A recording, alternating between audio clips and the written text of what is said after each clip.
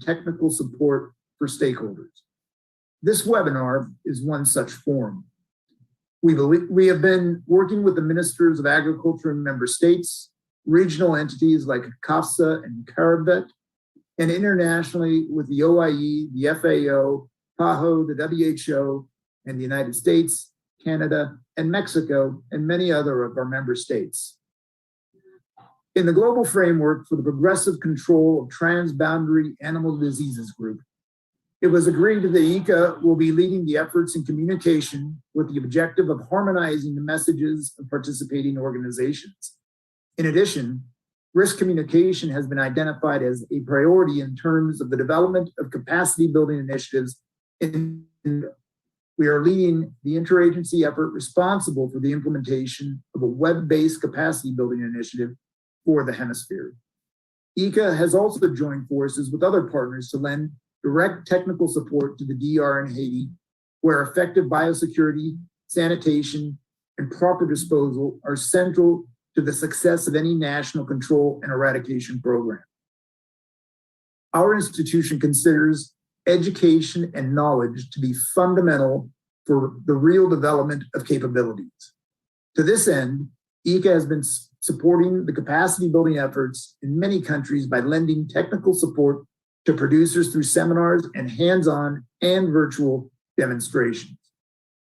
Together with Iowa State University, we have launched a transboundary ASF online training course, which targets animal and livestock technicians in the Caribbean and CVP countries.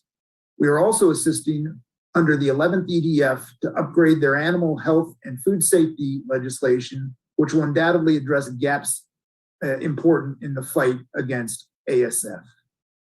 Ladies and gentlemen, ICA will continue to work with partners and collaborators at all levels of the value chain to develop a strategic plan and protocols, consultations, and knowledge sharing platforms, and to implement these in a sustained effort to better protect our fragile economies and our citizens' food and nutrition security, as well as their livelihoods. On behalf of our Director General and the entire ICA team, we wish you a very productive session. Thank you. Thank you very much, Mr. Lloyd Day, Deputy Director General of ICA. And just to note a few keywords: decisive, collective action, capacity building, education, and knowledge sharing. Thank you very much for setting the stage. And as we continue at this time, we are going to call on Dr. Gavin Peters. We are going to meet Dr. Gavin Peters a little later when he does his presentation. I'll be able to give you a little more of his background, but for now, I'll introduce him as the Chief Executive Officer of the Caribbean Agricultural Health and Food Safety Agency, CAFSA. Dr. Peters. Thank you, Dr. Paris. Thank you, Chair. Mr. Lloyd Day, Deputy Director General of ICA. Mr. Sean Ball, the Program Manager, Agricultural and Agro-Industrial Development Program, CARICOM. Other presenters, Dr. Monica Davis, Dr. Aim Joseph, and Dr. Keith Amiel, Mr. Anna Maria Cordero, and Mr. Wilmot Garnett from ICA. Good afternoon, bonjour, good morning, buenos dias. It gives me great pleasure to address you this afternoon at the start of this very important and timely webinar on African swine fever. The fatal and highly infectious hemorrhagic disease of pigs that you by now would know and are aware is present on the island of Hispaniola. This disease has spread throughout various continents over the last 3 years and has now reached the Americas in 2021. This spread has resulted in severe economic losses to the countries affected. According to the OIE, globally, the main economic impact occurred in China, where the annual pork production and had grown by more than 50 million tons since 2010. Prior to ASF, half of the world's total output of pork was produced in China. By the end of 2019, however, the national herd in China had fallen by half, and it was expected to continue to fall by another 10 to 15% by the end of 2020. It was estimated that by September of 2019, China alone would have experienced direct economic losses of approximately $141 billion US. The threat to the global, at that time in 2019, the threat to the global pig production had increased tensions along the supply chain. According to the Food and Agricultural Organization of the United Nations, FAO, Food Outlook, dated in May of 2019, the global meat output was expected to decline because of a fall in the pig meat component, primarily because of what was occurring in China. And this gap was not expected to have been filled by expansion in the production of other meats, such as beef, poultry, or mutton. This translated, therefore, to the expectation of a noticeable worldwide effect on both meat and animal feed markets, where, for example, there was a drop by 17% in 2019 in China's consumption of animal feeds. Bringing this closer to home and extrapolating the global effects that AFS can have to our region, those are some of the effects or impacts that we can expect resulting from the outbreak on Hispaniola to have on the swine industry and the related supply sectors, such as for animal feeds, corn or soya. What should we do then, knowing that the disease is present in our hemisphere, after being the Americas being the lone area that was not affected? We have to work together, both at a national and regional level, to implement the necessary measures that we all know about and our technical personnel can advise us to put in place that would result in the containment of the disease on the island of Hispaniola with the ultimate goal of eradication, and to prevent thus its spread to other territories nearby, other countries and territories nearby. To do this, we have to implement some of the measures that Mr. Day would have explained to us in his delivery to us. So that, therefore, activities such as increased surveillance, particularly passive surveillance, improve application of biosecurity measures, and implementation of a robust public awareness campaign should be priorities for all of our stakeholders, all of our veterinary services, all of the industry itself, and the farmers. We have to work on these areas. My wish is that the information shared and the discussion we will have during the next 2 hours would be beneficial to us all and motivate us all to action to control the spread of this deadly disease further in our region. I thank you for allowing me to share these few words, and I wish that this webinar will be a success. Thank you. Thank you very much, Dr. Peters. Thank you for your thoughts and your comments on some of the way forward, and we look forward to your other presentation when I know that we will be given more insight. Next, Next up is a professional who has provided this region with support in the area of agriculture and agro-industrial development. Managing these programs as a valued staff member of the CARICOM Secretariat. Mr. Ball has a wealth of experience and expertise, not only in agricultural management and policy development, but also is an excellent communicator at a technical and the grassroots level.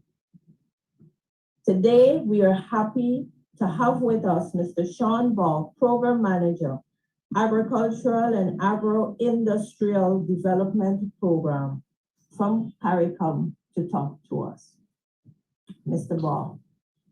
Thank you, Madam Chairperson. Let me first, before I go any further, wish the Inter-American Institute on Cooperation on Agriculture a very happy birthday, a happy 79th birthday. And I'm happy that it has been 79 years of good service and good relations with the Caribbean. We have certainly benefited from the expertise and certain the human resource personnel that AICA has sent into the Caribbean and we've been working with. I want to first say good afternoon to everybody who is involved in this webinar. I think it's an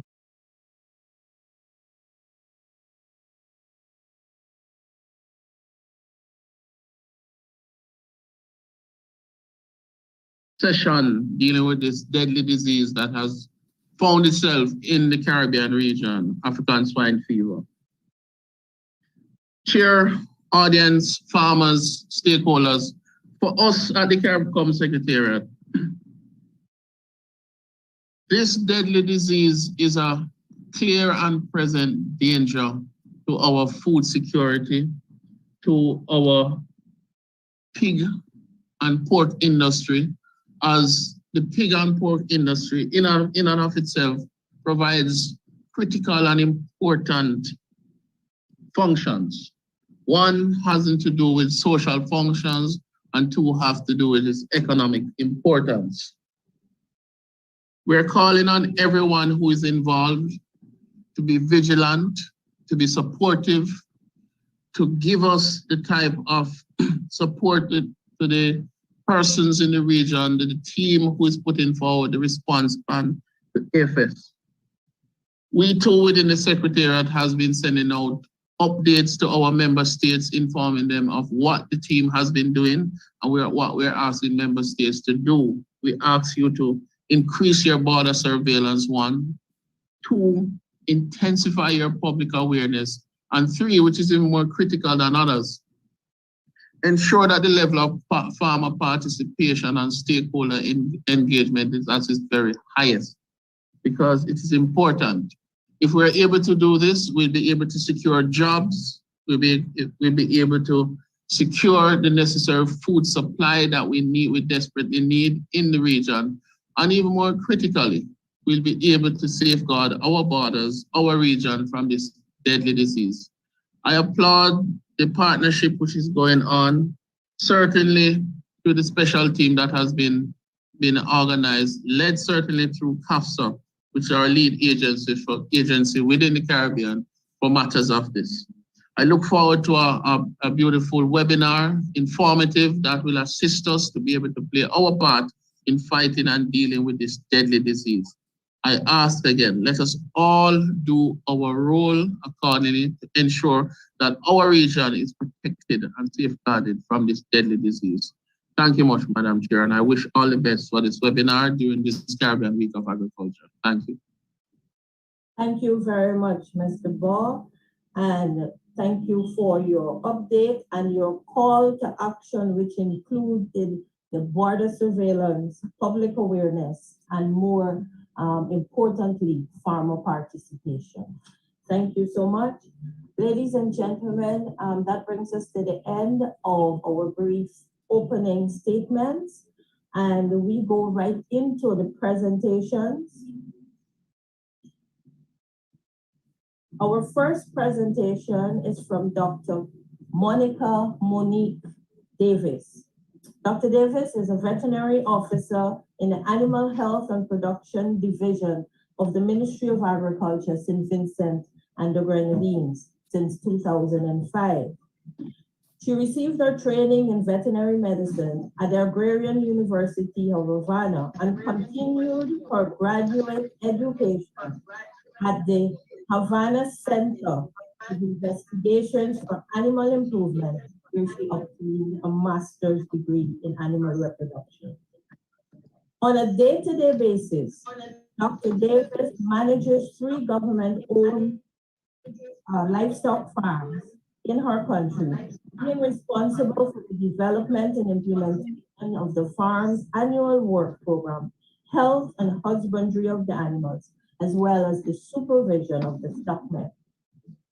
She is also involved in development and implementation of many projects and initiatives in our department.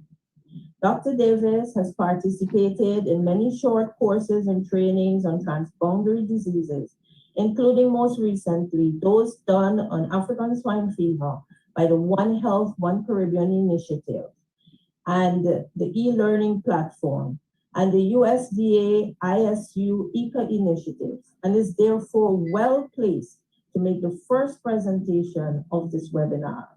She will be speaking to us on the topic, what we need to know about ASF.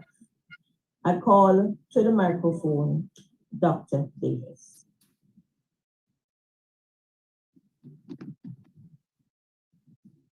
Thank you very much, Dr. Paris Aaron, for your introduction, and I thank everyone for having me here as a part of this important discussion on this very important emerging disease.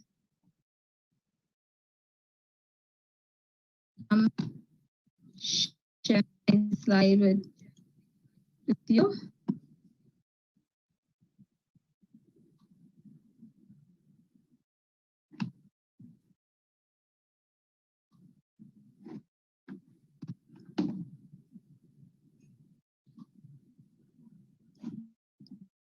Is the presentation up, Dr. Aaron? No, I'm not seeing it.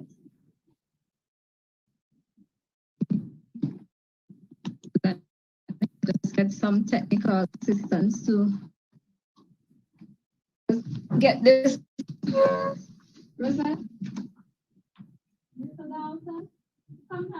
Second, Please. Just give me a few minutes while I get someone to share this presentation, please. I seem to be. This is actually my first time doing a Zoom presentation. Yes, I did. I don't know if I have to do this again. Okay. Yeah, it's coming up.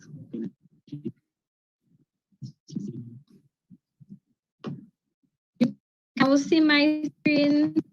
No, I am seeing my screen.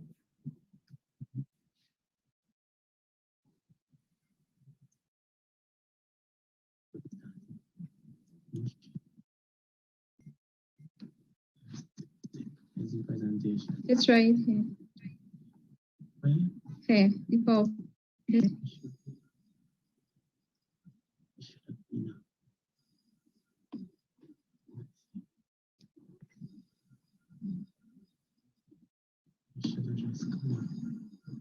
supposed to be highlighted. Let's see what is happening. What is happening? Dr. Paris Aaron, is there a possibility for the presentation to be shared from your end?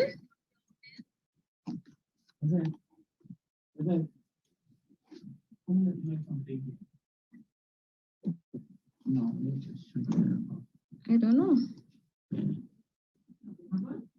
You're not getting the presentation come up. You don't normally get you do the share screen. Yeah, it's supposed to come up. It's supposed to come up here. Where is it? Because she has it open here already. And we saw it earlier. Yeah. It's supposed to be up. It's not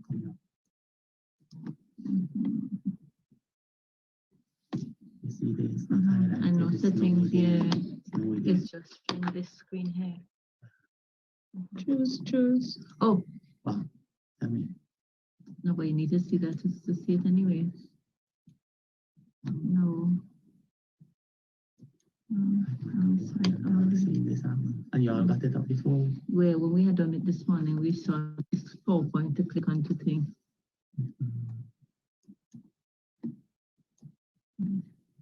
Nah. Okay. Nah.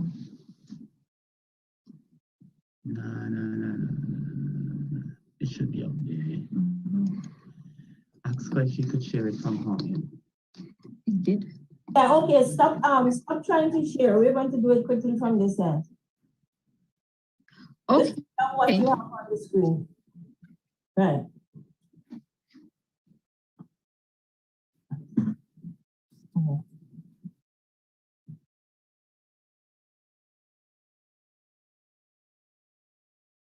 Okay, it should be up now. Can you see it?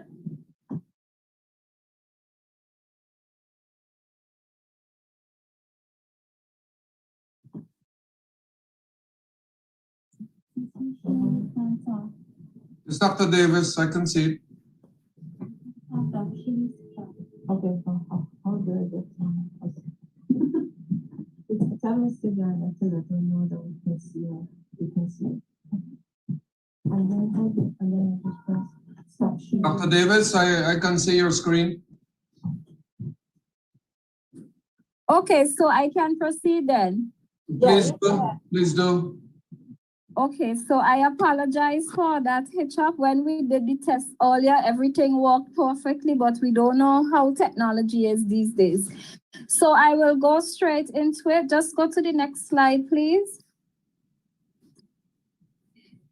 As Dr. Peters and Mr. They already highlighted in their introductory remarks, they mentioned about the importance of pig production to many countries and to many people across the world. We know that pigs are a primary source of protein for many people of all different cultures. And Dr. Peters already spoke about the pig population that we have in the world. Go to the next slide, please.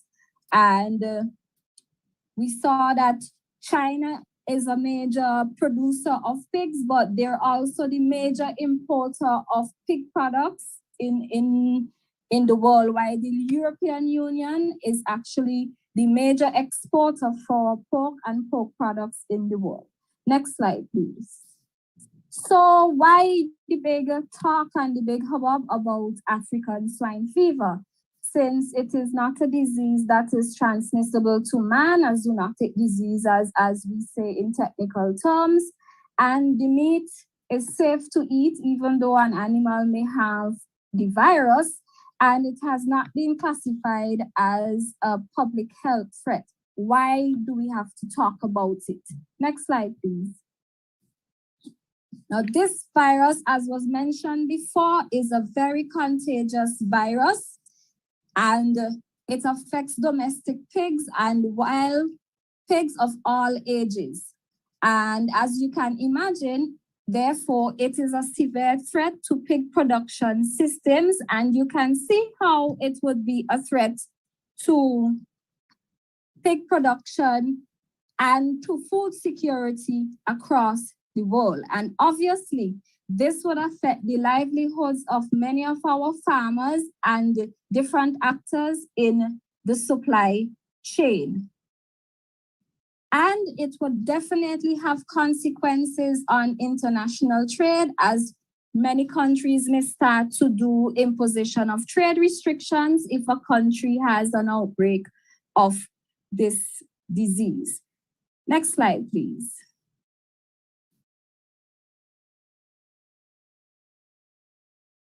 So now we're gonna talk just a little bit about the virus. This virus is a very resistant and complex virus with a reported classification of about 32 isolates.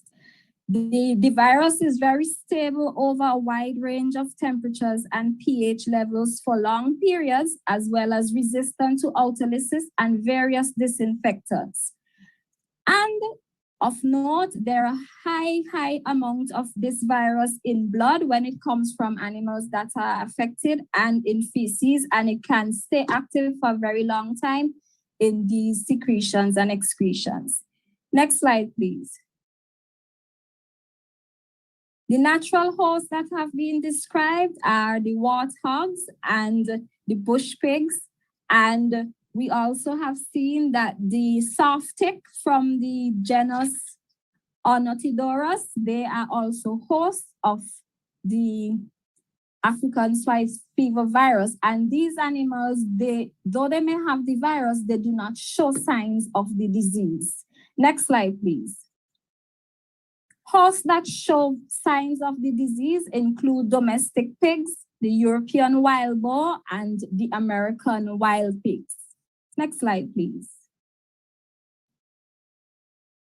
Now, I will not go into too much detail about the cycles, but just to mention that the virus persists in three described cycles: a tick-to-pig cycle, a pig-to-pig cycle, that is in the case of the domestic pigs, and a boar cycle.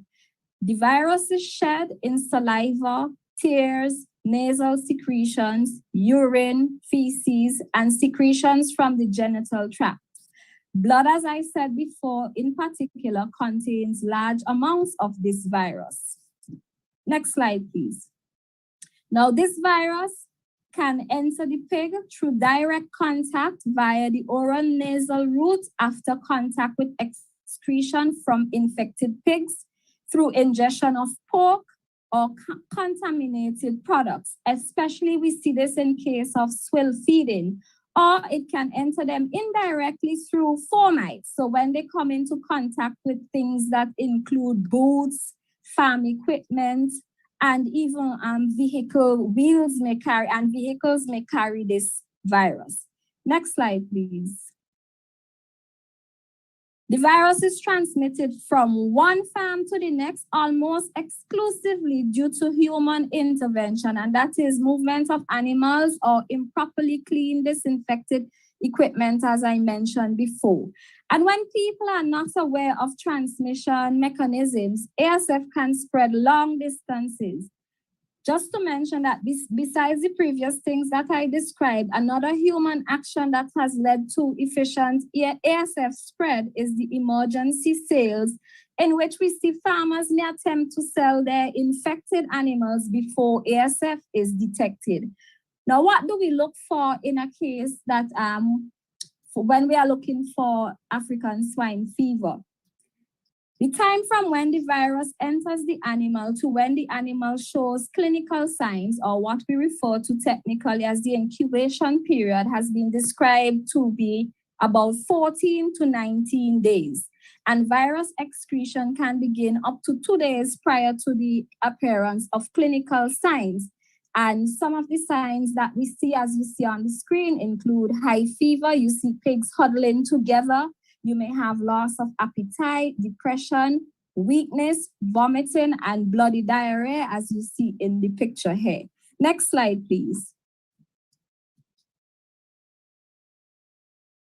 Other signs that we look for, because this virus is produce a lot of hemorrhaging, you may see red blotchy skin or skin lesions. You may see swollen joints, coughing.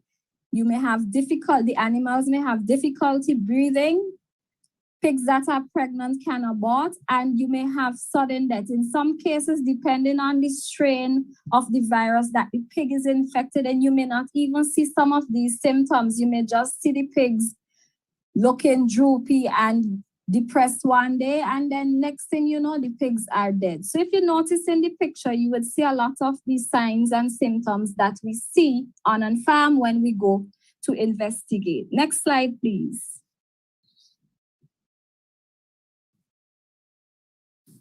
When we do a necropsy, most of the times what we see are symptoms, are signs that are, as I said before, related to hemorrhaging. As you see here in the slide, you see hemorrhagic kidneys, you see hemorrhagic lymph nodes. Next slide. You also see hemorrhaging, for example, in the tongue, in the heart, in the intestines, for example. And next slide. And one of the things that we almost always see when, go back to the slide before, please. Go back to the slide before, please, just to show the picture of the spleen. Right, one of the things that we almost always see is a very enlarged hemorrhagic spleen, as you can see here in the photo. Next slide, please. Now, the farmer would be the first person to recognize that something is wrong on the farm. And most likely a veterinarian visiting the farm would have to ask several questions to determine the possible exposure. And this, along with the symptoms, may lead him or her to think about ASF or the possibility of another infectious disease. Now, it is very challenging to just determine that it is ASF due to a specific clinical sign that is related to African swine fever. Right, and as I said before, sometimes you may go on the farm and depending on the strain, you may not see all of the symptoms or signs that I described before. So it is imperative that we have to do positive confirmation using lab technology. Next slide, please.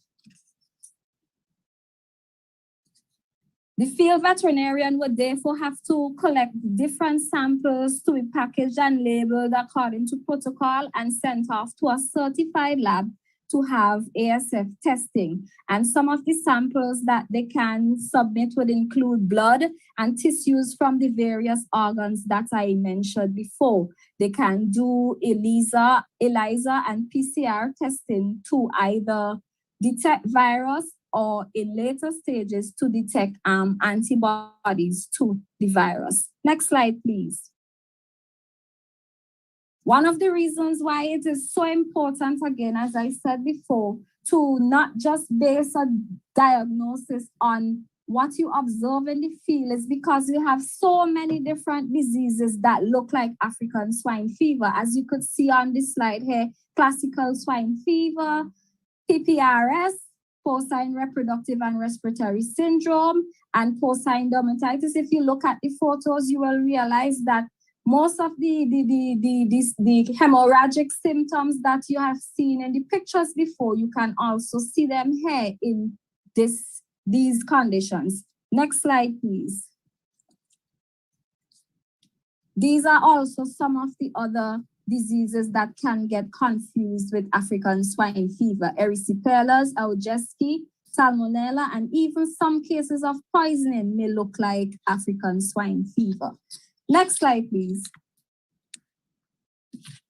Now, early detection is key to help in the control of this disease. There is no vaccine, so control and eradication is based on stamping out.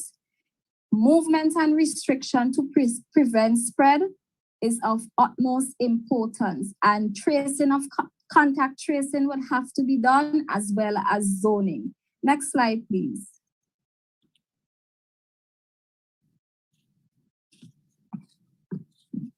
Okay, everybody still seeing the presentation, right?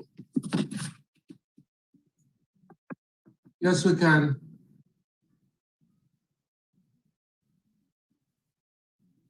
Now,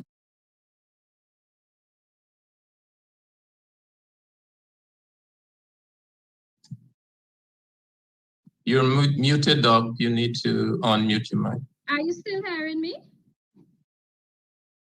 Yeah, we hear you now. Oh, sorry. So, as I was saying, since there is no vaccine, rapid slaughter of infected pigs, as well as adhering to strict biosecurity measures, is critical. Governments also have to ensure that there are measures for compensation to ensure the farmer gives their full cooperation. Next slide, please.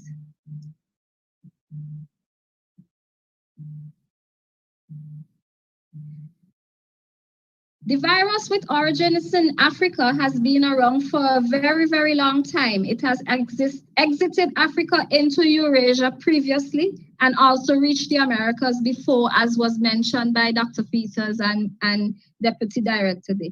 Unfortunately, it has now found its way again into the Americas. And we must do everything possible to help our fellow nations, Dominican Republic and Haiti, to control this disease and prevent its further spread. Next slide, please. Therefore, countries must take into consideration the possible pathways of entry.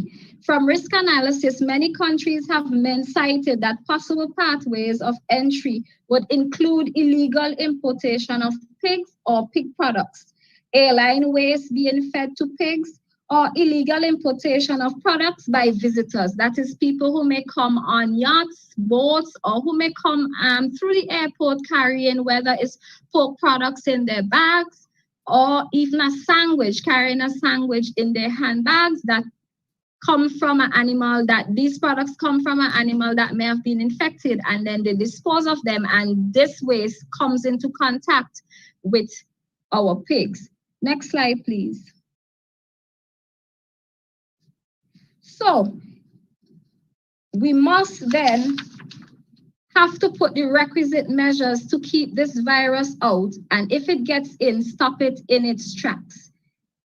We know that in the Caribbean, a lot of the farms that we have here are backyard farms with low biosecurity, and they therefore will become very high risk that if this virus comes in, it would get onto one of the farms. So the countries have to make sure that they have an updated emergency plan, that everybody involved is aware of this plan and the workings of the plan. They have to, as Dr. Peters said before, improve on their active and passive surveillance training and do refresher courses for veterinarians and paraveterinarians. Make sure that there is public awareness for farmers as well as for people who are involved in border control, customs, immigration. Next slide, please.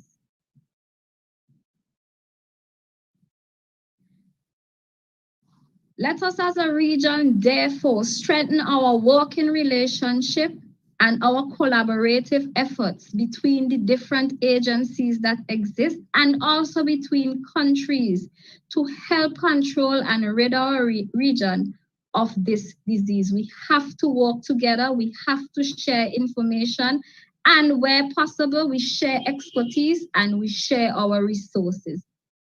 This is the only way that we can do our best to keep ASF out of those countries that do not have it at this time. Next slide, please. With that, I thank you for your attention. I thank you for listening to this brief synopsis about African swine fever and the virus. Thank you very much. Thank you very much, Dr. Davis. Thank you for the very comprehensive presentation with timely reminders and mention of specific areas where country intervention can provide significant prevention and control against African swine fever, particularly early detection and the reminder that biosecurity is of utmost importance. Thank you very much. As we move swiftly along, we're going to call next Dr. Chaim Joseph Corville. And even though she is engaged in the challenge of preventing further spread of African swine fever to other parts of her country and to other countries in the region, our next presenter has found the time to share her experience and that of her country as they seek to contain the current infection. Dr. Corville, a Haitian veterinarian and a specialist in the application of sanitary and phytosanitary measures, reduction of animal diseases related to international trade. She is also the coordinator of the Health Protection Unit of the Ministry of Agriculture in Haiti and is the country's delegate to the OIE since 2018.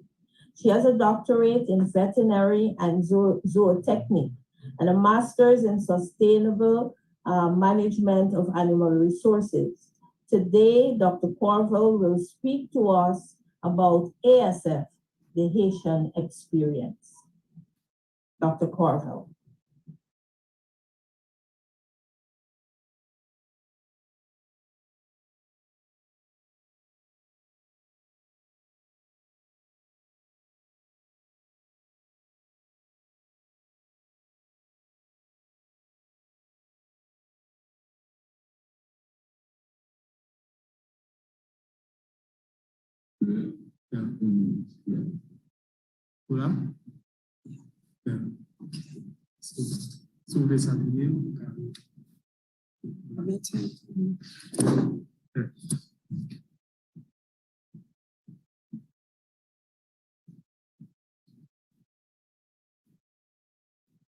Good afternoon, everyone. Good afternoon to the organizers. Good afternoon, colleagues, presenters, and Madam Chair, and all observers. And nice to be with you this afternoon. But just to say hi in English, and I will do my presentation in French, and you will have some traduction and translation. Ma présentation aujourd'hui dans ce webinaire, ce forum, c'est dans le but de présenter aux collègues, au public, l'état d'avancement des activités qui sont en train d'être réalisées dans le pays, dans le cadre de la lutte, alors de la prévention, la préparation à la prévention, la lutte et le contrôle contre la peste porcine africaine en Haïti. Et nous... Okay. The purpose of my presentation today is to present the situation report for Haiti in the scope of the control of African swine fever. Donc, depuis Haïti, le type d'élevage qui est plus connu et plus répandu, c'est le mode d'élevage traditionnel. Et c'est un élevage qui est pratiqué dans tout le pays, mis à part qu'on a un pourcentage faible, autour de 5% d'éleveurs organisés et modernes. Et du coup, ce mode d'élevage augmente la vulnérabilité des porcs face aux maladies contagieuses. The type of animal husbandry that we have for pig in Haiti is a very traditional one. We don't have big industries. They account for only 5%. And this leads to a situation where we are most vulnerable to ASF.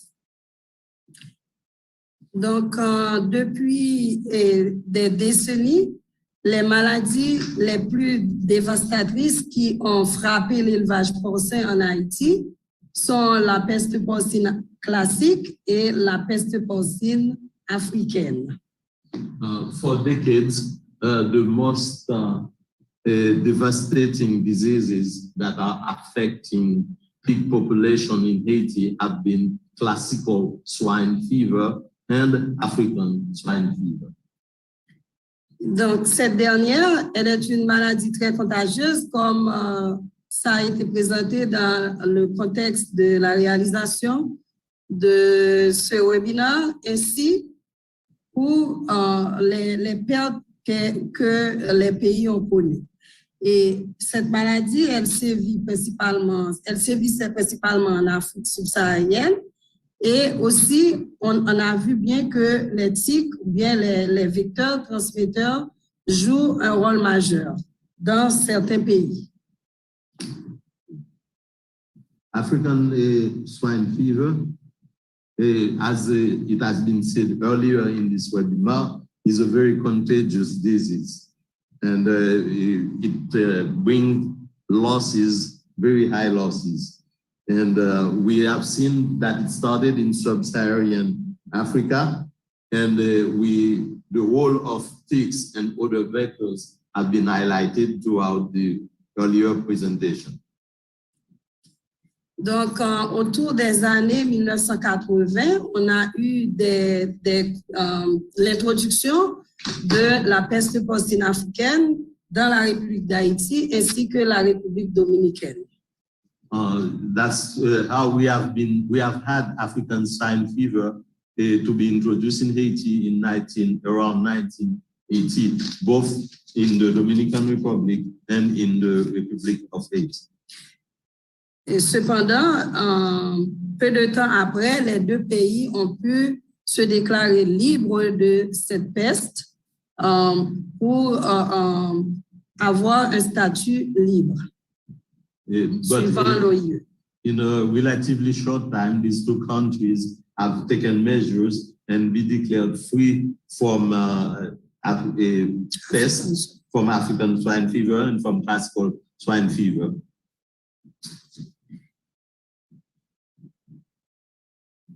Et cette situation de ces deux catégories de pestes dévastatrices dans l'élevage porcin en Haïti, on a pu le contrôler avec l'appui de l'État haïtien ou du moins des responsables des services vétérinaires haïtiens qui ont pu utiliser des fonds et aussi l'assistance technique de certains bailleurs comme l'Union européenne, l'APHIS USDA, entre 2002 jusqu'à 2010. This situation where we have had two pest disease in Haiti we have been able to control it with the action of the Ministry of Agriculture through its veterinarian services and with the support both financially with the funding and technical assistance of the European Union and of APHIS USDA. Et un appui soutenu de l'IICA a été donné aussi jusqu'en 2010. We should not overlook the continuous support of IICA from 2010. Okay. Cependant, malgré les efforts qui ont été faits, en 2009, Haïti a connu, en plus d'avoir connu la peste porcine classique dans les années 2004, dans les années 96, et la lutte a commencé dans les années 2002 et 2004, mais en 2009, la situation va encore être compliquée malgré les efforts faits à travers le pays, et l'encéphalomyélite porcine est arrivée soudainement. But in spite of all efforts, we have had a resurgence of classical swine fever. Even though in 2002, 2004, we have taken measures to control it, in 2009, the disease came back again. And we have the encephalomyelite porcine. And in 2009, what came is the porcine swine encephalomyelitis disease. Yes. Et cette maladie est communément appelée en Haïti maladie de Téchen. This disease, we call it here Téchen disease. Et aussi, elle est venue aggraver la situation qui était déjà précaire face au mode d'élevage que les éleveurs, les producteurs pratiquent en Haïti. The onset of the Téchen disease came to make it even more precarious to raise pigs in Haiti since we have had other problems. Et récemment, avec la détection et la confirmation d'un premier cas de peste porcine africaine dans le sud-est du pays, et cette maladie communément appelée une maladie transfrontalière émergente, maintenant, aggrave encore plus la situation sanitaire du pays vis-à-vis du cheptel porcin et de l'économie haïtienne. And recently, we have detected, and it was confirmed, the first case of African swine fever in the town of Ans-Apid along the border. Remember, it's a trans-border disease, and it's an emerging disease. So the sanitary situation, in fact, has gotten worse in it. Donc, conscient de cette contagiosité du virus de la peste porcine africaine et son caractère de maladie émergente, les services vétérinaires haïtiens du ministère de l'Agriculture, on a entrepris des activités permettant non seulement de continuer à détecter les foyers, mais aussi à contenir les foyers détectés.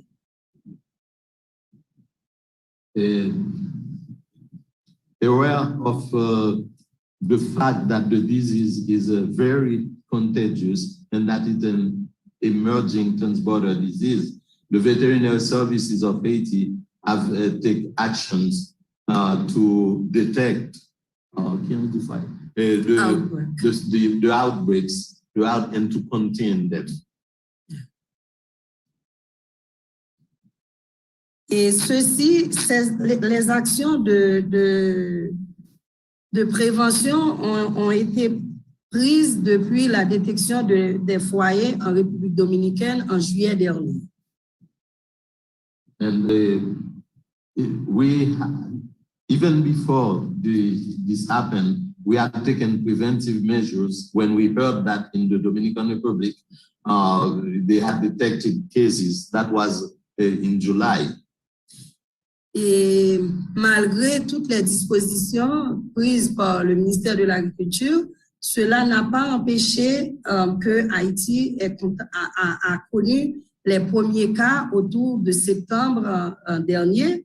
Et pour cette semaine, arrivé à autour d'une dizaine de cas entre les départements du Sud-Est, qui est le foyer primaire, puis le département du Nord-Est et le département de l'Artibonite. Les deux premiers sont des départements frontaliers. In spite of all precautions taken, we have had this outbreak in September in Haiti. And up to now, we have detected about 10 cases of with the primary outbreaks situated in the Southeast Department and other cases in the Northeast and in the Artibonite region. We need to mention that 2 of these departments are border departments.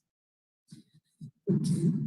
Mis à part de tout ça qui concerne la santé des porcs généralement, il faut noter, mis à part que le cheptel porcin haïtien, c'est un élevage de type familial traditionnel avec très peu de pourcentage, 5% de pourcentage d'élevage organisé et moderne. Nous comptons, le pays compte d'environ 1,1 million têtes de porc depuis le recensement en 2010. Apart from the health questions, and we were thinking about the importance of the disease, even though we have mostly family traditional animal raising activities, with only 5% of modern organized pig farms. Still, we have a population of 1,100,000 pigs in Haiti. Cette carte montre la distribution de la population porcine dans le pays, en Haïti, et les parties les plus foncées expriment la plus grande partie de proportion du cheptel dans les départements qui sont assurés avec une couleur plus foncée. Le marron foncé explique que ces départements ont un nombre de têtes autour de, alors, plus que 20 000 têtes de porc à chacun de ces départements, là où il y a la couleur de marron noir. This map shows the distribution of the pig population in Haiti, with the darker brown color indicated head counts greater than 10,000 heads.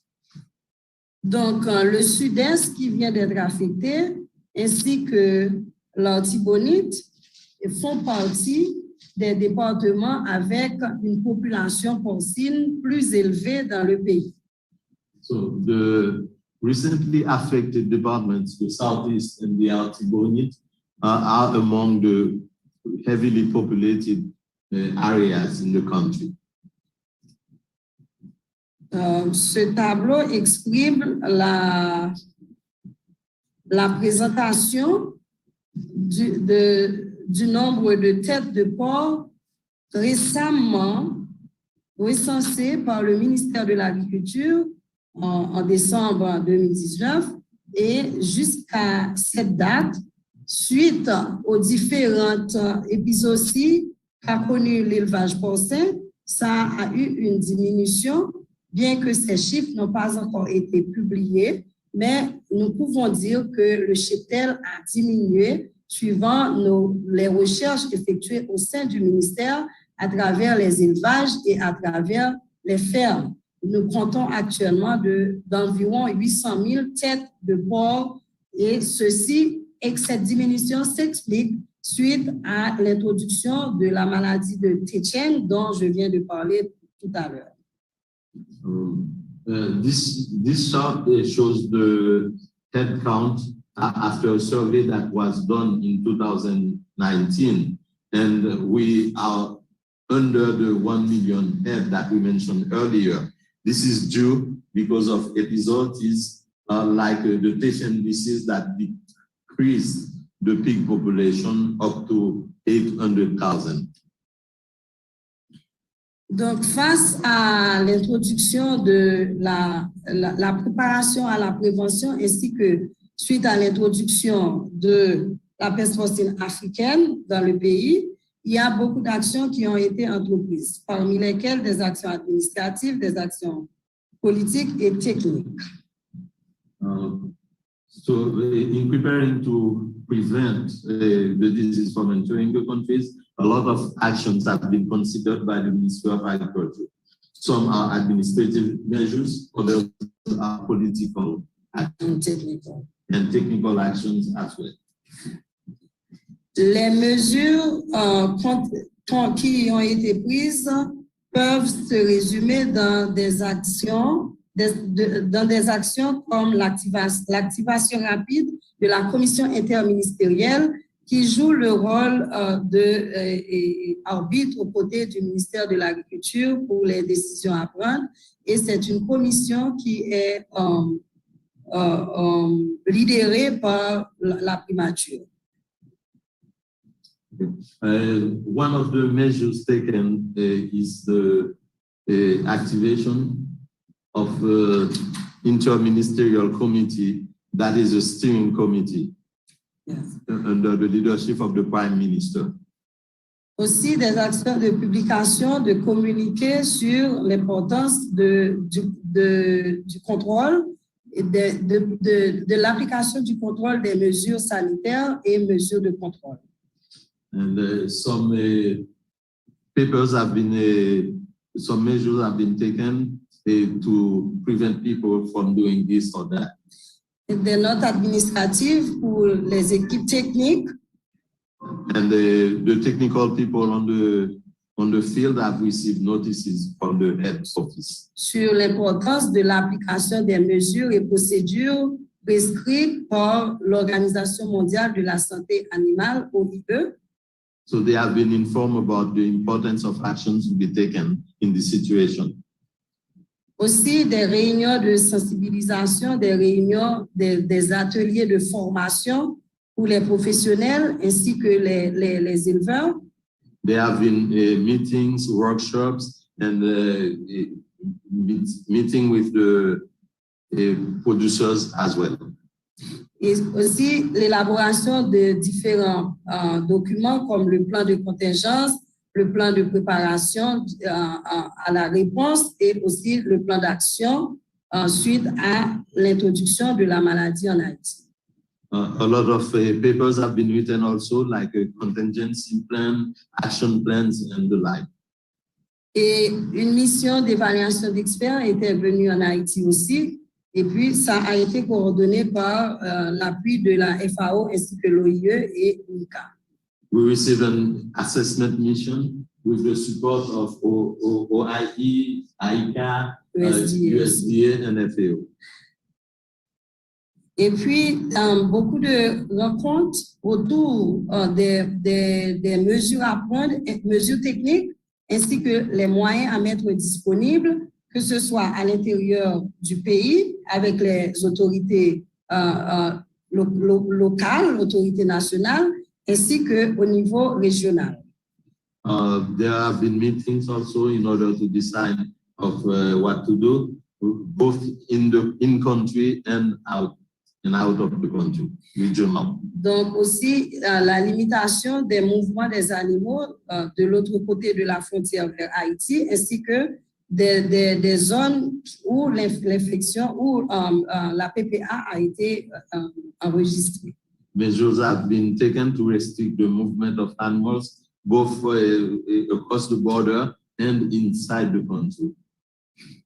Et ce que nous pouvons dire en termes de mesures épidémiologiques, environ 8000 échantillons ont été collectés dans presque 8 départements du pays. Pas 800 échantillons dans 8 départements du pays. Et cette activité a commencé depuis le début du mois d'août jusqu'à maintenant. From an epidemiological point of view, we have taken samples throughout the country in 8 departments, and there are 800 samples taken starting from August. Puis, le laboratoire de Plum Island, avec l'appui de APHIS USDA, a déjà diagnostiqué autour de 600 échantillons. De ces échantillons connectés, un total de 529 ont été déjà diagnostiqués, puis autour de 40 autres ont été envoyés hier, et ça fait environ 555 comme ça, ou bien environ 600 échantillons. From the samples that were sent to the Plum Island laboratory, 529 have already been analyzed, and about 40 were sent yesterday, which take us to almost 600. Tout ça dans le but de connaître le statut global du pays. All this is done in order to know what's the global status of the country. Ce tableau explique la collecte réalisée dans différents départements et aussi, c'est grave, c'est pour les foyers qui ont été déjà détectés. This chart is about the samples that were taken throughout the country, and they were done near the outbreak site. Et puis, cette carte explique la distribution des foyers. This chart is about the repartition or distribution of the outbreaks. Donc, vis-à-vis de cette expansion des foyers, de détection de cas et des foyers dans le pays, les services vétérinaires entendent renforcer la surveillance épidémiologique, sensibiliser les éleveurs et la population, continuer à sensibiliser les éleveurs et la population, puis continuer avec la collecte des échantillons et réaliser le contrôle des foyers.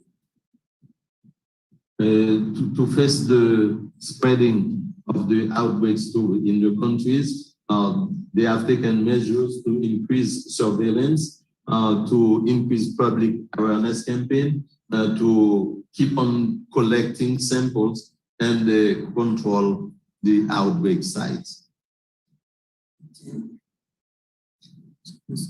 Donc,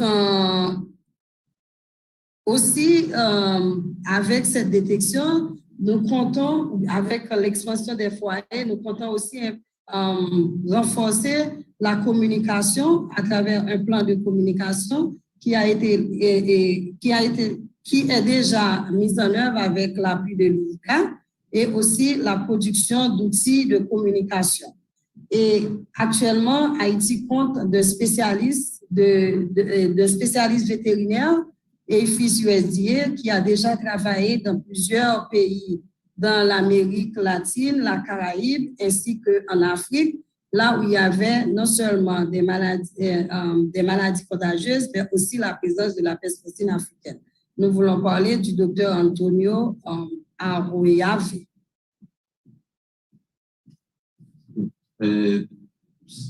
We have worked on a communication plan that is ready and that is going to be implemented using IECA tools.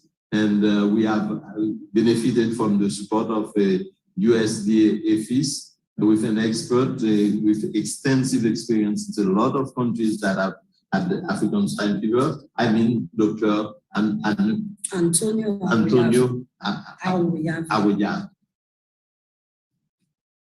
Et mis à part de ça, nous comptons sur l'appui technique de beaucoup d'autres institutions d'appui technique régional, national, régional et international, comme la FAO que j'ai mentionné plus tôt, l'OIE, FIS USDA, IICA et d'autres institutions comme l'Agence d'inspection du Canada qui va aussi nous donner un appui dans la formation de cadres de laboratoire. We are counting on the technical support of national, regional, and international institutions. Some of them we have named earlier, like FAO, OIE, APHIS, Agence d'inspection du Canada, which is going to help us in training lab technicians. Et nous comptons renforcer les équipes départementaux avec l'appui de FIS USDA, ainsi que réaliser la formation de professionnels tant au ministère de l'Agriculture que dans d'autres institutions du pays. We are counting on strengthening the task force in the department with the support of FIS USDA and in training professionals at the central office, also with the help of FIS USDA. Et d'autres actions comme la mise en place de systèmes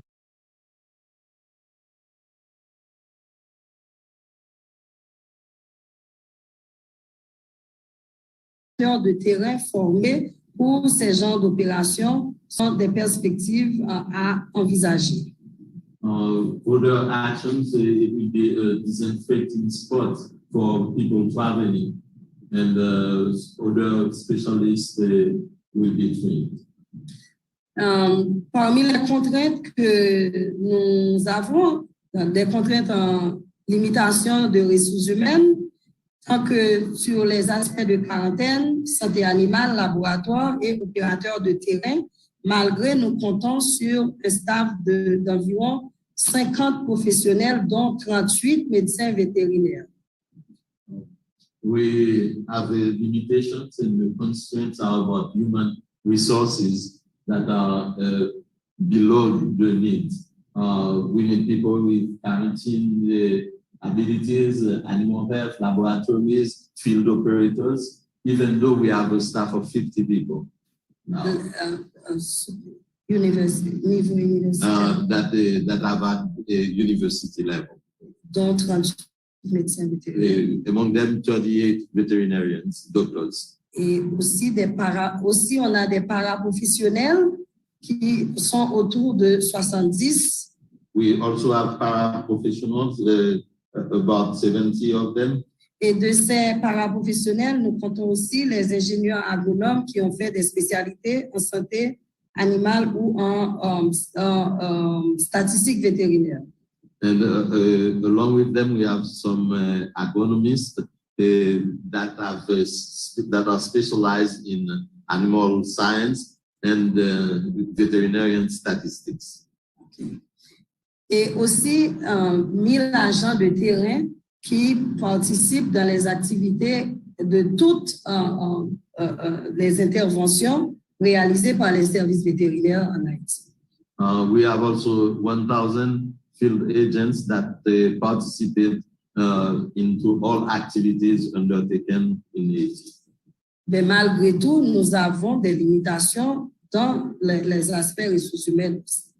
But in spite of all, we have drawbacks when it comes to human resources. Vu la concentration de ressources que demande la PPA. Given the huge amount of human resources that needs control of African swine fever. Autre contrainte et limitation, l'accès difficile à certaines zones du pays, le manque de moyens logistiques et financiers, et jusqu'à date, Haïti n'a pas encore réalisé aucun exercice de simulation pour la PA. Other concern is about the difficulty to move around in Haiti, no roads, no infrastructure, lack of finance and logistics means, and the fact that no simulation activity has been realized up to date. Malgré déjà on fait face à la maladie. Even though the disease is present. Yeah. Je vous remercie. Thank you for your attention. Thank you very much, Dr. Corvell. Thank you for informing us about the situation in Haiti, especially the complications that arose from the presence of other infections simultaneously. Thank you also for taking us through the steps involved in mounting a response in your country and the challenges and successes, recognizing particularly the importance of engaging the producers and also the preparation of guidelines, action plans, resource mobilization. You also pointed to partnerships and collaborative actions ongoing and expected from international and national organizations and regional organizations. Thank you again very much for that comprehensive report. At this time, we should have had a presentation from Dr. Donald Keith Emil, who is the program manager, who is the manager of corporate affairs, the CB group of companies. He should have spoken to us about economic and food security impact of ASF on the Caribbean region. We do have the presentation and we will circulate it, but he appears to have some issues with connectivity. So unfortunately, we won't be able to hear from him today, but we'll ensure that we circulate along with the other documents today. At this time, we will hear from a professional who has spent the last 30 years of his career managing animal health systems in the region, working in various areas and institutions, member states and associate member states. Of those 30 years, 25 were spent in senior management positions. He also has considerable experience in financial management, resource mobilization, project planning and management, and budget preparation. The last 5 of his 30 years were spent working with CAFSA as an animal health assistant, and currently he is the Chief Executive Officer. He's a veterinarian who also holds a Master of Science degree in agriculture diversification, the option being livestock production. Dr. Peters has not only worked in the region, but has represented the region at a number of national and international fora for a number of years and has been involved in decision-making and policy development. I have no hesitation in asking Dr. Peters to take the microphone and speak on the topic, the work of the GFTAD for and in the region, and actions by CARICOM member states to prevent the occurrence of African swine fever in countries in this region. Dr. Peters. Good afternoon again, Chair, and thank you for that introduction. My task is simple, and I will try to get you through it in the shortest period of time so that we can get to some discussion. The work of the GFSTAT for and in the region and actions by CARICOM member states to prevent the occurrence of African swine fever. Some background on GFTAD is a global framework for the progressive control of transboundary animal diseases.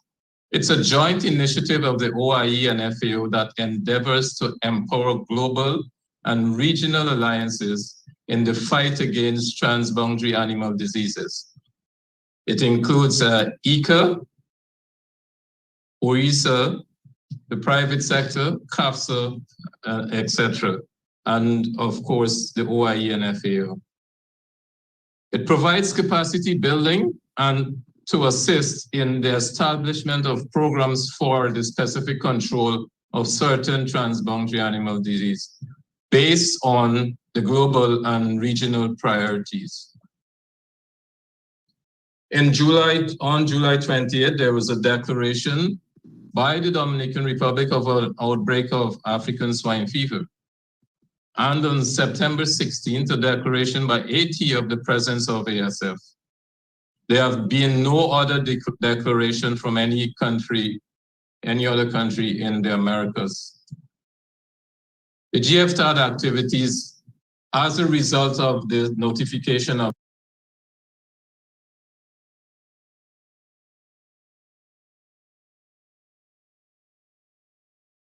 in this region, with a workshop in Panama to discuss and plan activities with regards to ASF.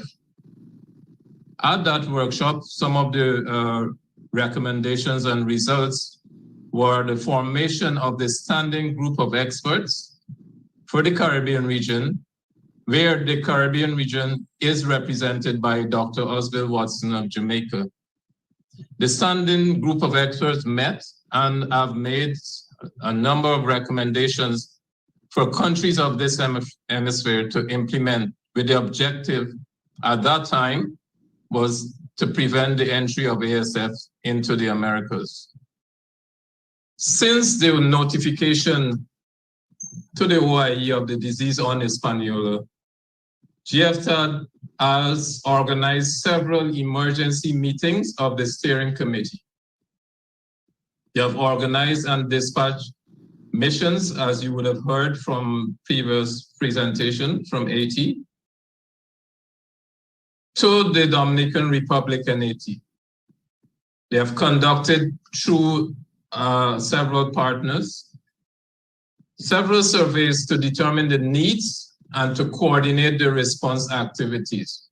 Since the aim is not to have all of our developmental partners trying to rush to do the same activities, and thereby we will have duplication and basically wasting of the scarce resources that we may have. Also coordinated the capacity building activities, such as IATA certification, which they would have sent out to all of the member states, requesting that you nominate 2 persons to take part in that certification program, webinars, and training courses. ICA, CAFSA, as part of that, this webinar is one of such activity that falls into that category. Coordinated response mechanisms for Hispaniola, and then coordinated control activities to limit the spread of the disease. You could recall that when in my opening remarks, I mentioned the goal is that we should try to contain the disease to Hispaniola and work on its eradication. And so all of the measures to achieve such is being coordinated through GFTAD.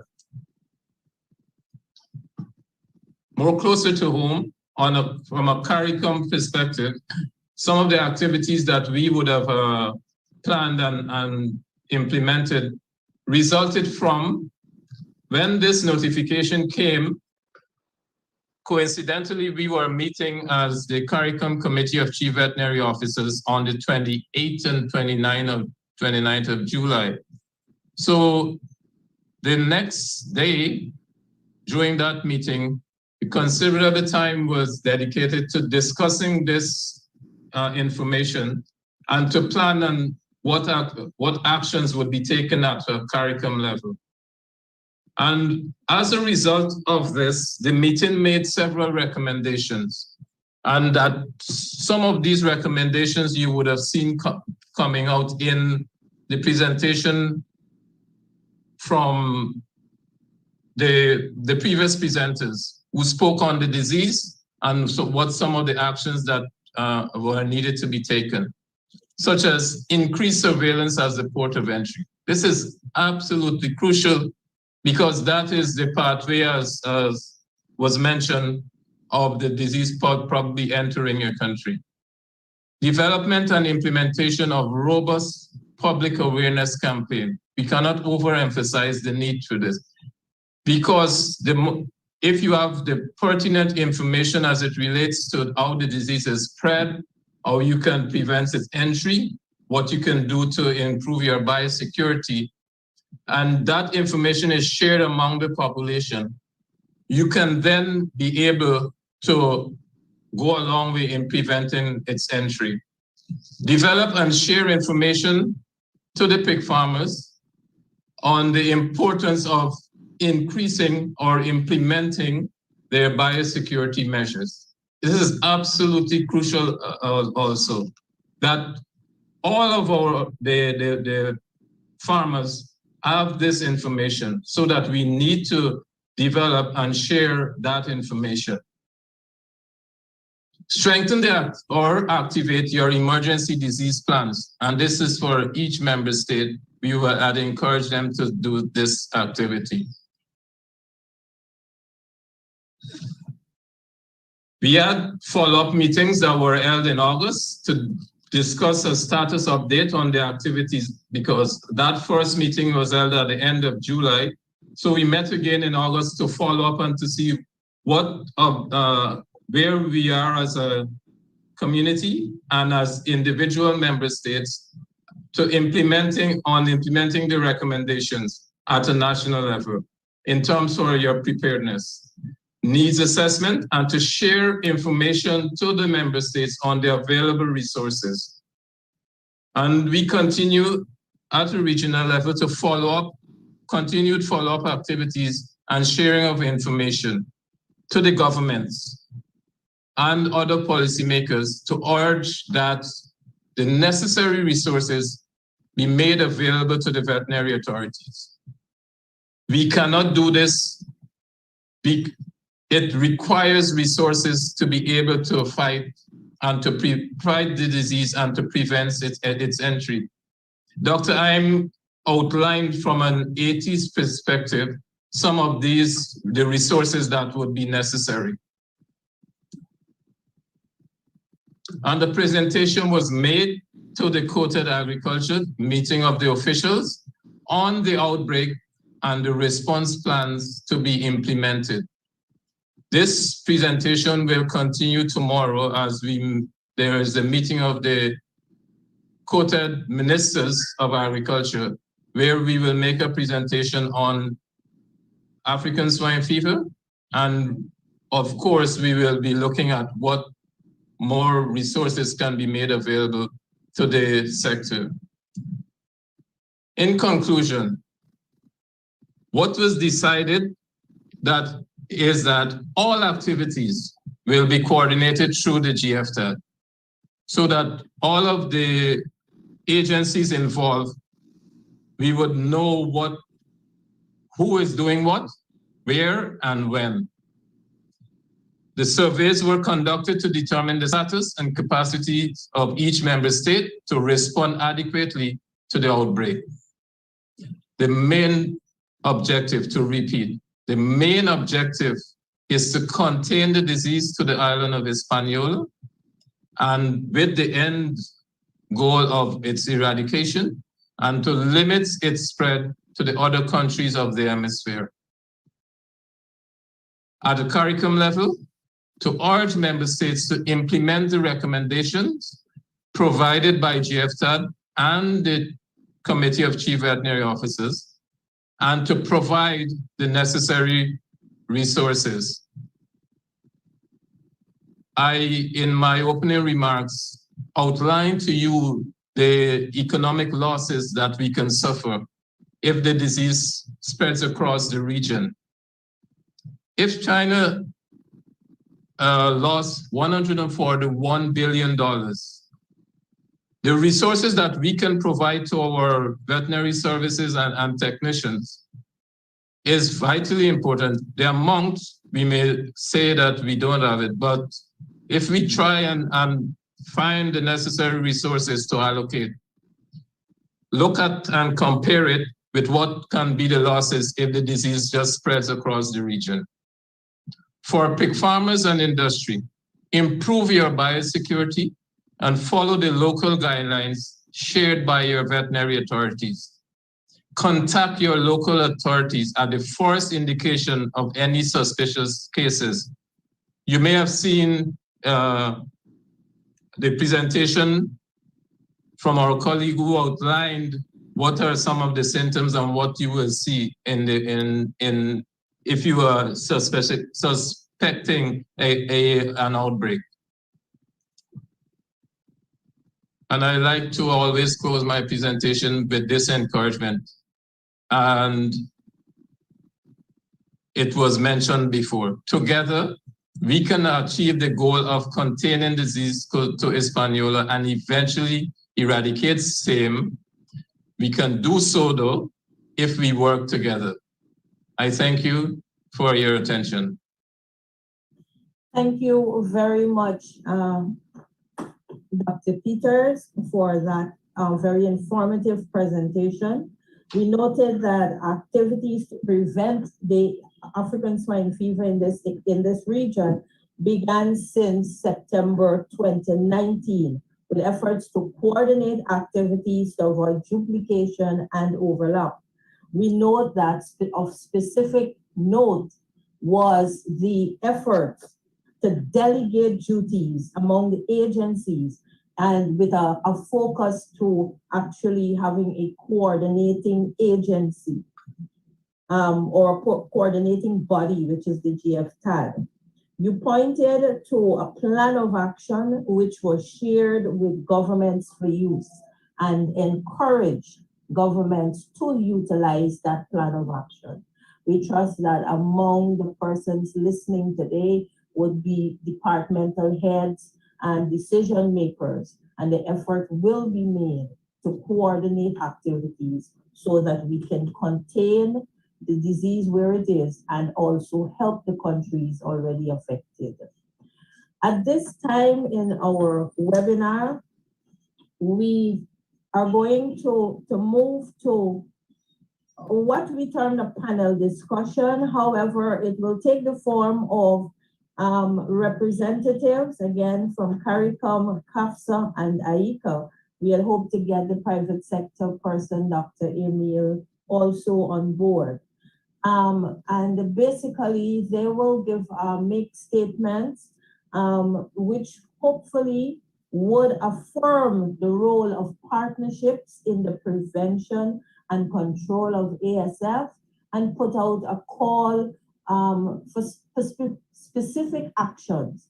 We heard from Dr. Peters that they are stated actions, but it would also help us at this point to determine what, those actions, especially the low-hanging fruits that we can deal with right now in order to ensure that prevention and control is effective.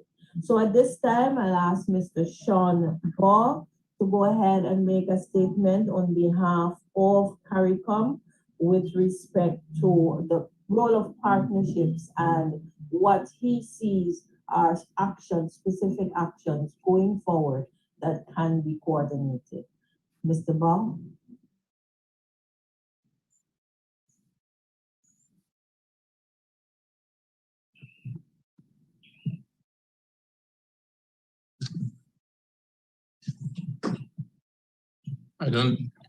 Chair, I don't think Mr. Boy is on, so you may move to the next. Could you go ahead, Dr. Peters? Sorry. Okay, thank you, Chair. And my statement on the areas of collaboration will follow on from what I would have just presented. We meet as a group. There is a task that was assigned to a group coordinated by ICA every Wednesday to look at the how we provide information through a series of webinars that we have been coordinating.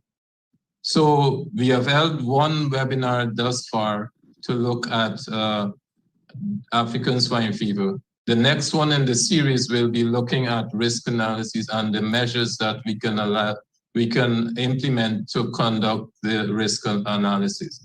So from our perspective, CAFSA, along with the agencies that I have mentioned that are part of the GFTAD group, are working, and we pledge our collaboration with all of these agencies to ensure that we achieve the goal that I would have stated, that is the containment of the disease to Hispaniola and to prevent its further spread to the rest of the region.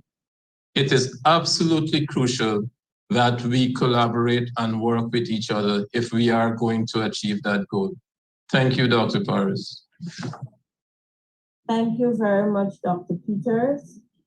Our next speaker, we have not heard from her for the afternoon, but she has been here with us.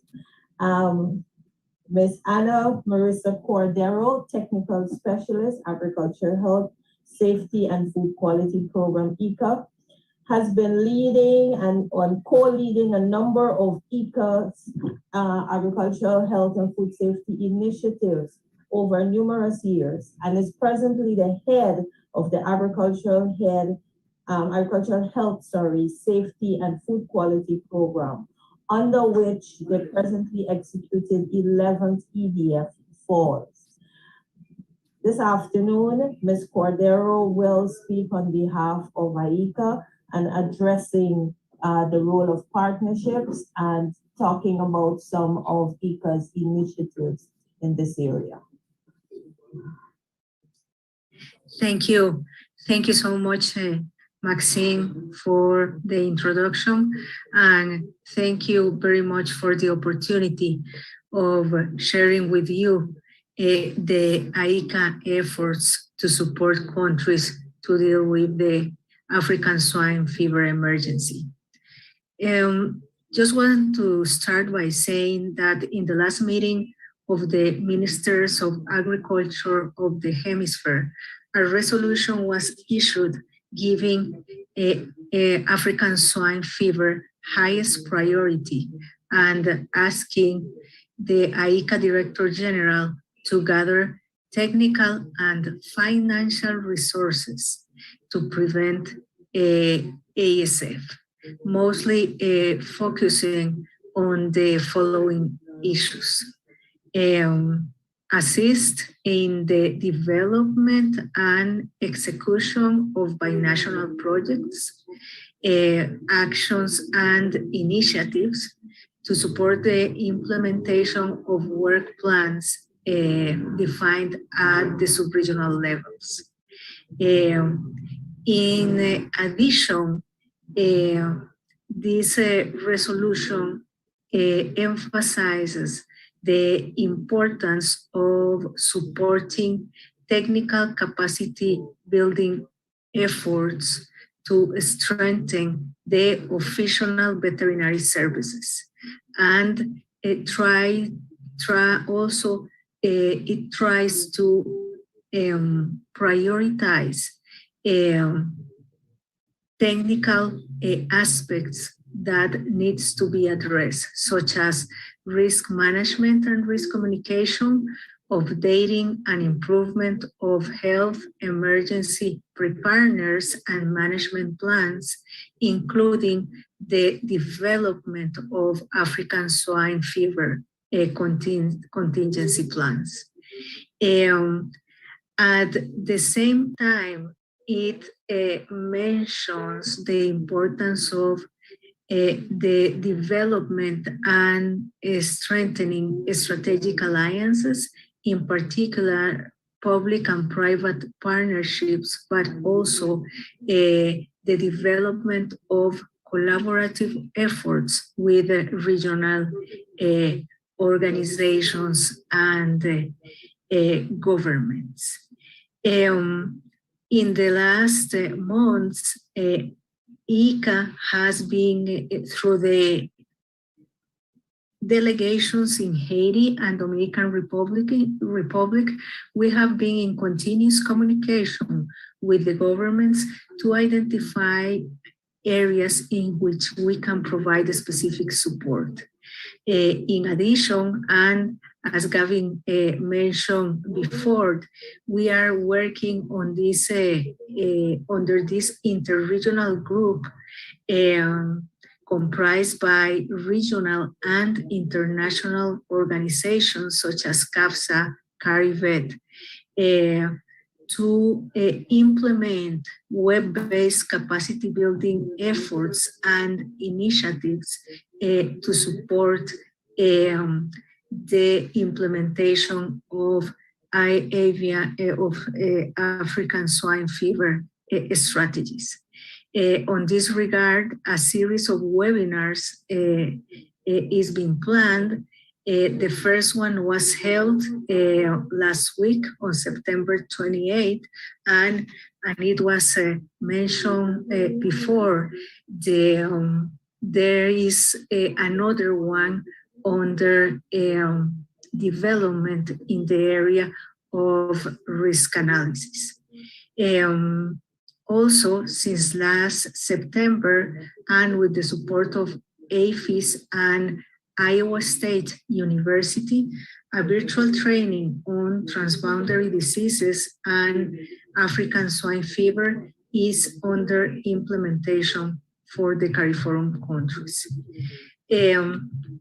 We also would like to share with you that with the support of USDA, FAS, and APHIS, we will plan to support an initiative to support countries in the development of a comprehensive program on African swine fever risk communication strategies, focus on prevention based on risk and in the development of emergency response, disease management preparedness, and response plans.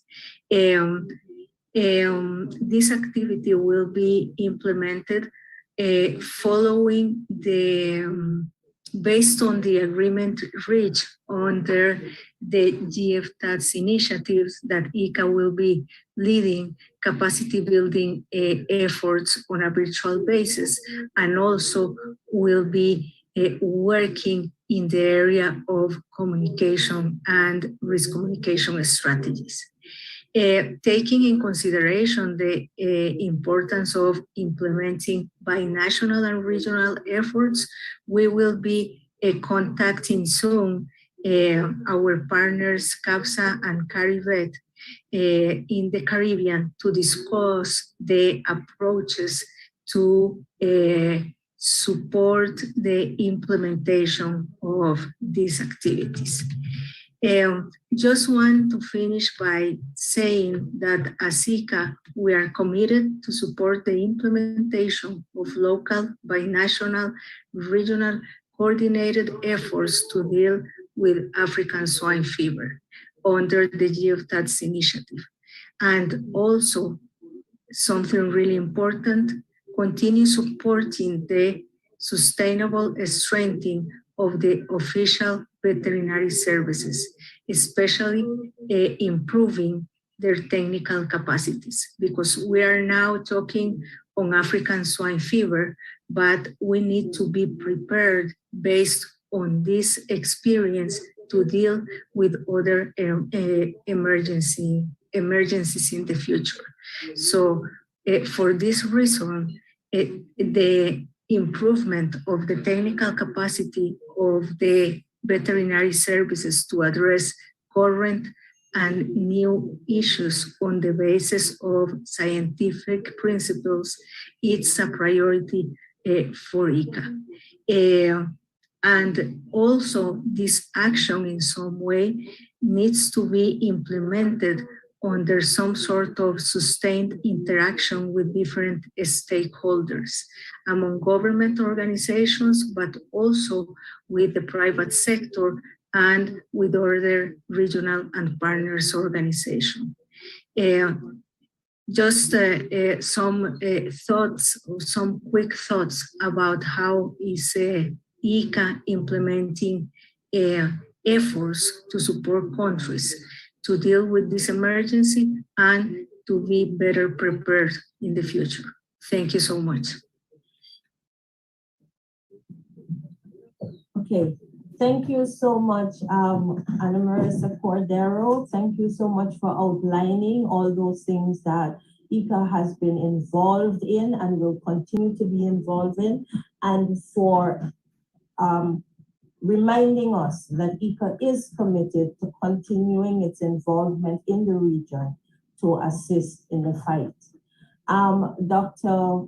Corvell has to return to the field to continue her work, but we would like to, if she can just field 2 quick questions for us.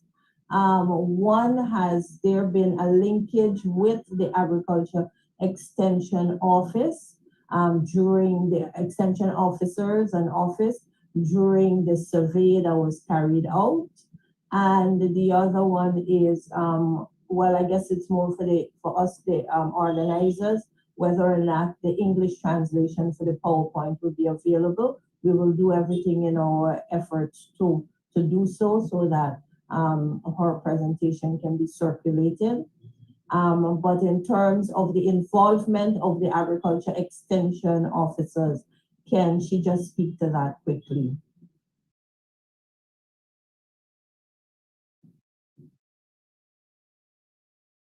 De extension personnel d'extension. Est-ce que vous pouvez collaborer encore pour relation très bien avec les services d'extension, services de vulgarisation? Le ministère, non? Ministère, non?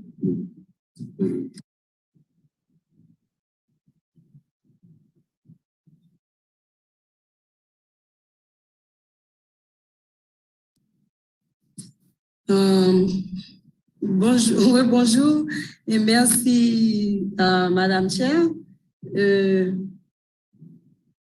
Pour la question posée, à savoir le service de vulgarisation, l'appui du service de vulgarisation par rapport au service vétérinaire, au ministère de l'Agriculture en Haïti, comment je peux dire ça? C'est que nous avons des bureaux départementaux agricoles, ou du moins des directions départementales agricoles, qui sont au niveau de chaque département. Nous avons 10 directions départementales, c'est-à-dire chaque direction couvre le travail à travers les départements, quel que soit l'espace géographique occupé par ce département. Donc, alors, le travail est déjà en synergie avec les équipes départementaux. Les services vétérinaires au niveau central, au bureau central, élaborent les plans, envoient les orientations, etc., suivant les procédures par l'OIE, les procédures nationales, ainsi que d'autres instances internationales et régionales de santé animale. Nous mettons toutes les procédures et les moyens disponibles et les représentants au niveau des départements s'engage à matérialiser ces actions, à faire appliquer les procédures ainsi que les mesures à prendre. Il y a un service vétérinaire, un service avec les services vétérinaires et la santé végétale au niveau de chaque direction départementale qui interviennent. Et à ce moment-là, la synergie existe entre les services du ministère qui s'occupent de la vulgarisation ainsi que les services départementaux vétérinaires et santé végétale. Donc, c'est pour dire qu'on a tout l'appui tout l'appui nécessaire et déjà les services départementaux travaillent en synergie et en parfaite collaboration. The way it works in Haiti, we have what we call the DDA, that are the department, regional offices of agriculture. There are 10 departments in Haiti, and there is a departmental office for each department. These offices, they act as extension regional offices. But it's through them that every action that is undertaken at the central level is implemented. At the central office, the veterinarian elaborate plans and determine procedures based on guidelines for OIE and from national guidelines as well for animal health. And they try to get the resources available to make the implementation on the field. So there is not really a separate action from the extension service and the veterinary services. They work in complete harmony, and the representative for animal health or the representative for plant health within the field office, what we call DDA, take action for whatever project is being implemented. Thank you very much. There's another question. Could you say whether compensation is part of your strategy? And if it is, has there been efforts to quantify the losses so as to be able to deal with compensation? Quantifier les pertes, s'il y a des efforts qui sont faits dans cette stratégie pour quantifier les pertes. En termes de présentation, on commence par les populations, c'est sous sorte de sur une stratégie pour donner sur le terrain. Ouais,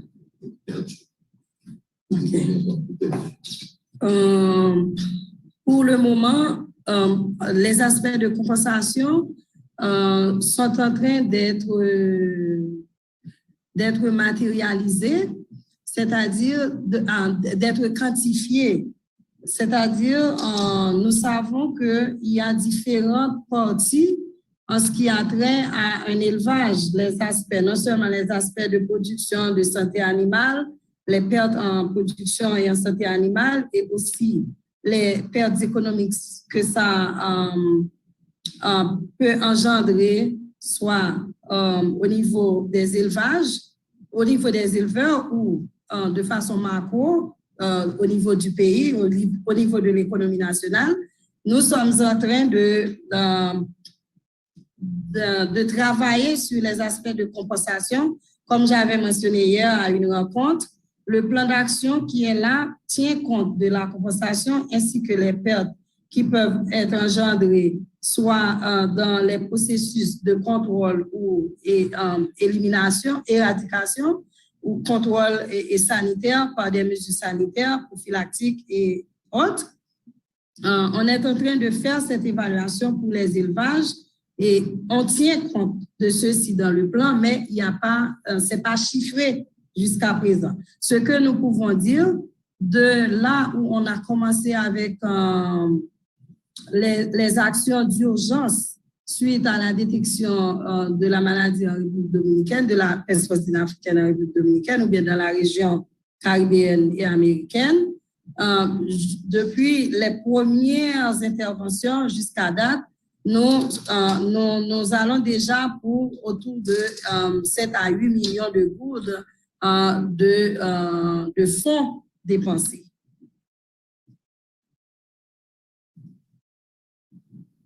Spécifiquement dans les activités de la peste porcine africaine. Traduction. Okay. We are thinking about the compensation aspect. We have been thinking about it.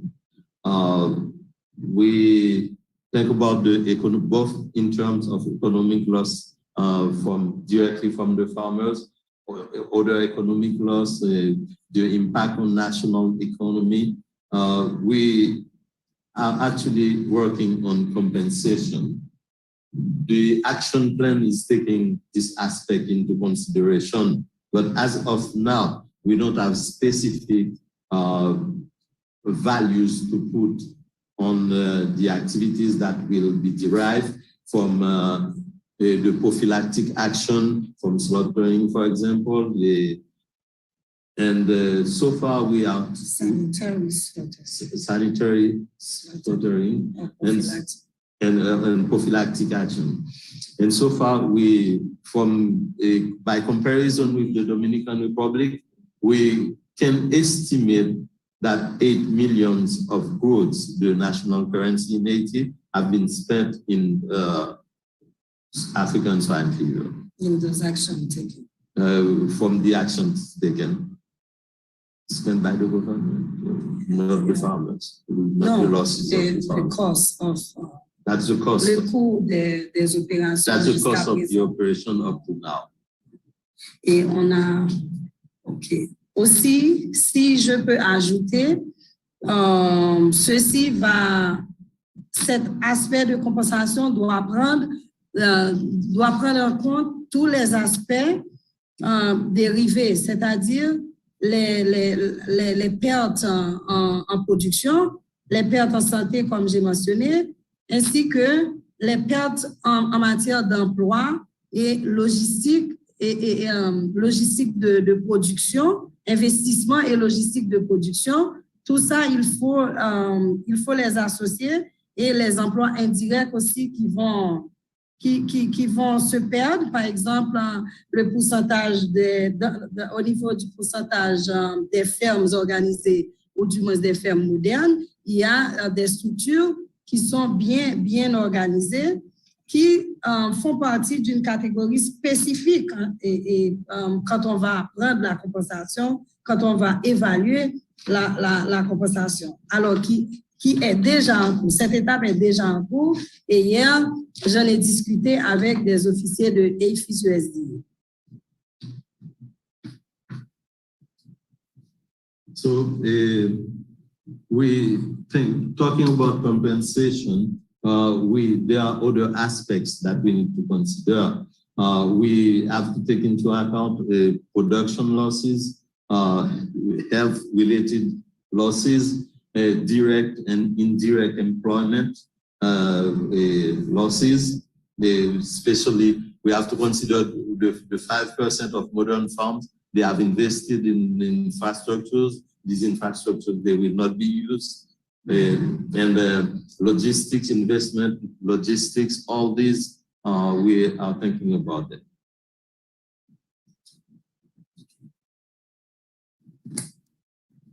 Okay, thank you so much, Dr. Corvell. Thanks a lot for being here and for giving us the benefit of the information with respect to your country, sharing it very freely with us. And I know it has benefited those countries who are preparing their prevention strategies. All the best and every success in your endeavors in Haiti. We know that you'll be successful in containing things. Have a good rest of the day. Thank you too. Thank you to all the organizers. Thank you to all colleagues. And we look forward to work together with you all. And we expect that your support and your help will be welcome and useful. Thank you so much. Thank you to Invite Haiti. Okay, thank you so much. We have one other question, and is Dr. Davis, are you still there? Yes, I'm still here in the room. Dr. Davis, there's a question. I had sent it in the chat to you, but I guess the question is, what can I do as a consumer to ensure that the virus doesn't spread further? Okay, so as a consumer, if you are, let's say you're traveling to a country that has ASF, do not walk with any products, pork products from that country when you are returning to your country. If it's that you are coming on a plane from a country and you are not certain if this country has ASF, and you happen to bring, let's say you bought a sandwich, a ham sandwich in the airport or at a restaurant, and you walk with it on your flight, make sure that it is disposed of properly and not where you take it home and you feed it to your pigs, for example, if you may have pigs.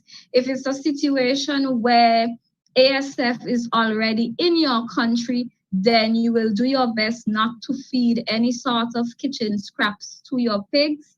You stay off of farms that have ASF, and with that, you would be able to help in keeping the virus on whichever particular place it may be and keep it out from where it is not. I hope that answers the person's question.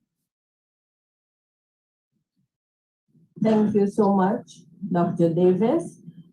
Just one statement or from Dr. Johnson, which says that considering that this is a devastating disease, etc., it is probably more beneficial to consider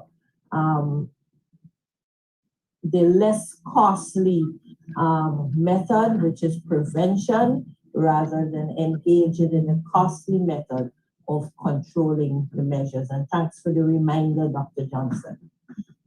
Ladies and gentlemen, this has, before I say let me just apologize for the absence of Mr. Baugh. He was called away to complete an assignment for the Minister of Agriculture for quoted, and we apologize on his behalf.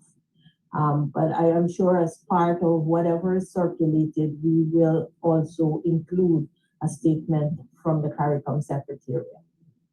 At this time, it has brought us to the end of our webinar, and I would like to ask none other than my representative here in Guyana, Mr. Wilmot Garnett, to express profound gratitude.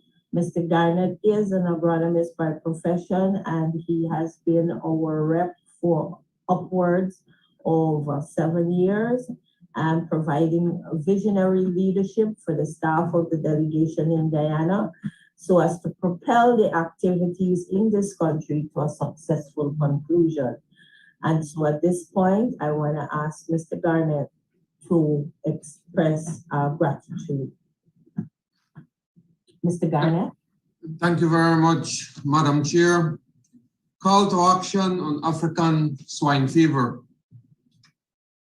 Thank you very much, Madam Chair. It's always, we always say when the technicians, policymakers get together, sometimes time management becomes an issue, but thanks very much for your sterling work, keeping us on track. Special to, for providing brief remarks, our Deputy Director General, Mr. Lloyd Day, Dr. Gavin Peters, Chief Executive Officer for CAFSA, Mr. Sean Baugh, Program Manager, Agricultural and Agro-Industrial Development Program from CARICOM, to our presenters, Dr. Monica Davis, veterinarian from St. Vincent and the Grenadines, what we need to know about ASF, which sort of set the stage for today's webinar. And Dr.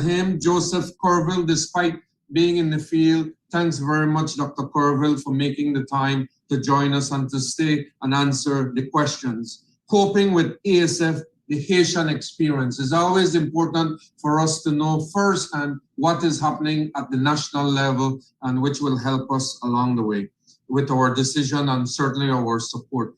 Dr. Keith Amel, unfortunately, having some difficulties, but manager of corporate affairs, CB Group of companies, and his presentation is available and we will be sharing it on the platform titled Economic and Food Security Impact of ASF on the Caribbean region. Clearly states some costing as related to one of the questions and a little bit about compensation. Dr. Gavin Peters, Chief Executive Officer, CAFSA, the work of the GFTAD for in the region and actions by CARICOM member states to prevent the occurrence of ASF in the countries of the region. Also, my colleague, Ms. Ana Marisa Cordero, Technical Specialist, Agriculture, Health, Food Safety Program, for once again reinforcing the commitment ICA and discuss the way forward, which clearly we note collaboration is key. Of course, to our translator, Mr. Arlan Licours, thank you very much, sir. Our rapporteurs, Dr. Lisa Harinanan and Sharon Jones. And of course, special thanks to all those who took the time to join us, our participants, thanks for your questions. Members of the media, as was mentioned, it's very important that reliable information reach the public. So, and this is one medium through this webinar. To all our colleagues that work behind the scenes, I just wanted to, Madam Chair, highlight a few of the points. One being the collaborative approach, which is necessary, has been pointed out, especially with scarce resources, COVID-19, and other emergencies we're having around the world that have made scarce resources on every front, international, regional institutions, and certainly government, farm organizations, and so on. Capacity building that was highlighted, numerous trainings that are going on, refresher courses, and of course, let's not forget our responsibility for public awareness, and we're very happy that through the Caribbean Week of Agriculture, this webinar certainly is one of many, one of a series of engagements that we'll be having. The protocols are available, as we've heard, and we need to work together. We need to put all these in place, and there must be enforcement. And we need to invest. We don't call it expenditure in ICA. These are investment for agriculture, health, and food safety as we expand and modernize our agriculture sector. Our stakeholders need to be engaged, colleagues. We need to ensure that it's not only technical meetings we're having, but as Dr. Carville doing, and in all our colleagues in the countries, to make sure that we do some field work, we engage with the existing extension bodies and the farmer organizations to ensure that the information, the correct information, goes forward and wide. No vaccine, so we need to control eradication. The biosecurity measures go beyond ESF. Let's please keep that in mind. The compensation is always a very interesting conversation, but there again, we need data. We need reliable data. Please, our farmers who are participating with us, please let's keep data so it becomes easier for us to be able to quantify and to support this very, very important and growing industry, the surveillance, the communication strategy. If we don't do a good job, we're going to end up being part of the problem. So please keep that in mind. Let's use all the different media platforms that we're using. Sure, WhatsApp, we're down a few days and so on, but there's many others and so on. Call to action, ladies and gentlemen, on African swine fever. And let me borrow a quote from my very good friend, Gavin. Ladies and gentlemen, we can do it. We can do it if we work together. Thank you very much, Madam Chair. Thank you very much. And this does bring us to the end. And we want to thank Mr. Garnett for so succinctly wrapping this webinar up. Thanks again to everyone. And may you please remember to visit the CWA website and to see, visit all the auditoriums and check to see there will be important things for us to learn about, and CWA is still on tomorrow. So you have a pleasant evening or morning wherever you are, and God bless you all. Bye-bye. Thank you. Bye-bye, everyone. Bye, everyone. Bye, everyone. Stay safe. Stay safe. Be safe. Bye, everyone. See you tomorrow, Gavin. Yes, see you tomorrow. And good job, Maxine. Bye-bye. Yes, Sebastian. All right, Lisa, Sharon, thanks a lot. Bye. Bye-bye, everybody.